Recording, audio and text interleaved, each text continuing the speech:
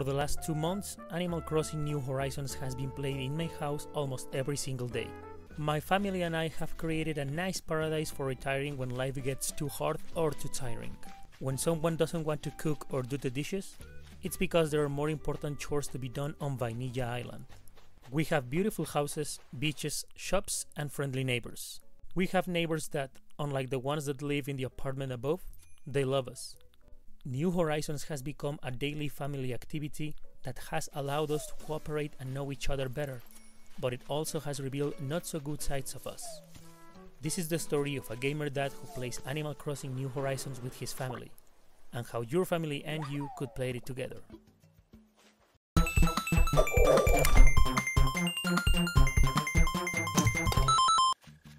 The first person to play New Horizons was my girlfriend. She's the Animal Crossing enthusiast in this family. She played the original GameCube game back in the 2000s. Until this game came out, she played Pocket Camp on her phone every night before we went to bed. But that game is no longer installed on her phone because of dirty microtransactions. She named the island Vainilla, because that is how vanilla is pronounced in Spanish, and it's a sweet name. As the first player to arrive at the deserted island, she became the official and only player to decide where houses, shops, and bridges should go. That's right, New Horizons doesn't let other players make those decisions, and as far as this video, you can't exchange that role. Bummer. She became Tom Nook's best friend and played the game by herself until 10 days later, when I decided it was my turn to find out why she loved so much this series. I've never been a fan of sim games. I know that games like The Sims or Harvest Moon are very well made video games, but they have never appealed to me. But my girlfriend? Oh no. She grew up playing The Sims when she was in high school, sometimes played it literally whole nights until her computer crashed. So I created my villager and decided this was going to be my only chance in life to get a house on the beach. By then, there were like 4 other residents on the island and the Nook's Granny Shop was already installed. I started by making the beach around my house like a good spot to have fun. I put a campfire, board games, a hammock, a swing, a barbecue, and a funny flamingo, because nothing screams fun like a pink flamingo, right? The island is divided by rivers and high ground, which I wasn't able to reach properly until my girlfriend gave me a ladder. After collecting lots of stuff like tree branches, wood, rocks, and metals, I started to make this island my own too. I crafted shovels, axes, and other tools like 3 times a day, because those things break without warning, in the worst moments possible. It became a little tiresome to go back and craft a new tool like every 30 minutes, but I got used to it. By day 5 on the island, I managed to get a house and a mortgage debt with Tom Nook, but I wasn't worried because the economy of Vainilla Island, based on bugs, fishes and wheats, is much stronger than the economy in the real world. Besides, Tom Nook is the kindest and most patient loner I've ever met. I wish my landlord was more like him. It would be easier if he just accepted the cockroaches I found in my apartment as a payment. The whole family started playing and built their own houses. We tried playing in the local multiplayer mode, but we were disappointed. One player assumes the role of the leader and the other ones are just followers. As a follower, you cannot choose tools as quickly as you could on the single player mode. You can't take with you any object or animal you pick up. They go directly to the box at the town hall, and you have to be very close to the leader because the camera follows him or her. We gave up multiplayer and focused the experience as a co-op turn-based quest. Everyone plays from 1 to 2 hours a day. Whoever plays first gets to tell the other members of the family what are they selling in the store and who is visiting the island.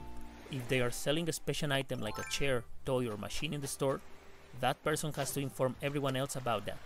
That way, we ask if someone else can buy it for us. If I'm looking for a typewriting machine to write my new book, and my kids or girlfriend find one, they have to tell me. I do the same for them. Hey, did you know that they are selling aromatic candles at Nook's Cranny? No way! I want one! Don't worry, I already bought one for you. Oh, you're so sweet. I love you. I love you too. I like to bury treasures on random parts of the island, so my kids and girlfriend dig them up and have a surprise. Sometimes I may bury a 20-inch LED TV, and sometimes I bury an empty can. They'll never know until they dig it up. Other times I'm just minding my own business in real life when I hear my kids or girlfriend scream. I go as fast as I can to the living room and they are frozen, expecting me to get rid of a spider or a scorpion. That happens on real life and on Animal Crossing. So far, I'm the only one in the family that is not afraid of them. I mean, the spiders. Scorpions creep me out. In those moments, I really feel like a super dad. The other thing that we like to do is collecting bugs, fishes, fossils, and art for the museum. We love the museum. Blathers is an adorable smart owl. Every time someone finds the last piece of a fossil, the whole family gets together to see the complete skeleton of the magnificent dead beast. Because nothing else brings the family together than looking at the corpse of a gigantic monster. As an interesting note, the data that Blathers shares about the specimens in the museum is 100% accurate. Before my girlfriend decides where to build the next bridge or where to move a building, she asks for our opinions. Together, we pay for the new bridges, we plant trees, and keep the island clean. One thing that started to be a problem is that the first one who plays usually gets all the fruits on the island. Not only that, but also collects bags of money trees. So one time, I planted a 99,000 bells tree right here. I watched it grow waiting to collect the fruits of my work, and the next day, I found it empty. Who was the one who took my life savings? Oh, was that money yours? I'm sorry. Give it back.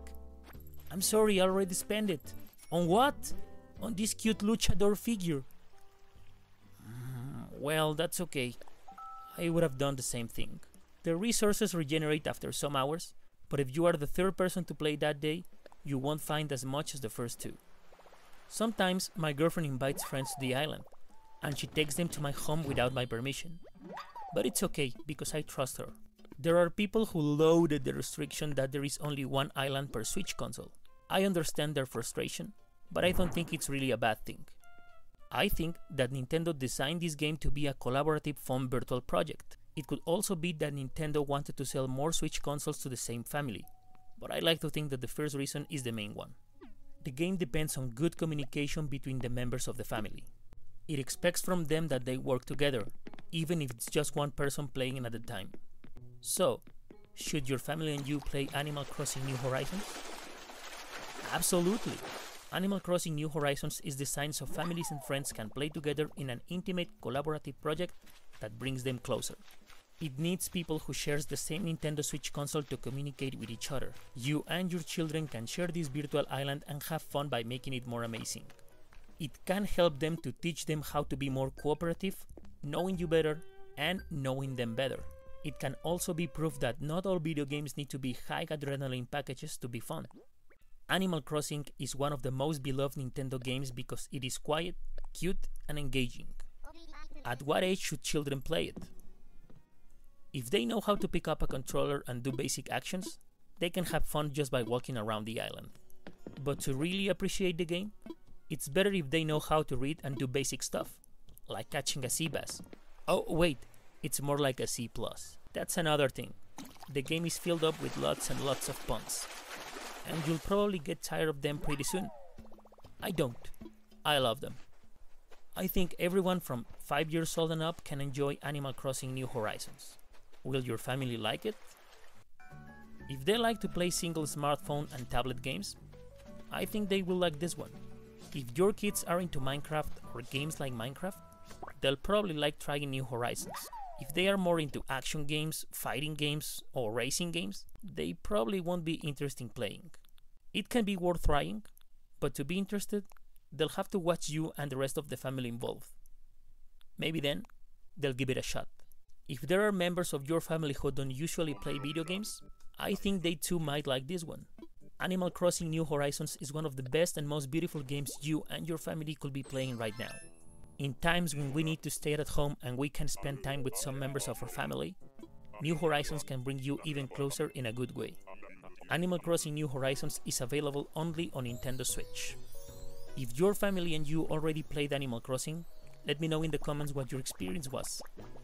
Are you planning to get this one? What would you like to do on the island? Please let me know. Thank you so much for watching. If you like this video, please give it a thumbs up, subscribe, and ring the bell. Have a good day and have fun. Bye.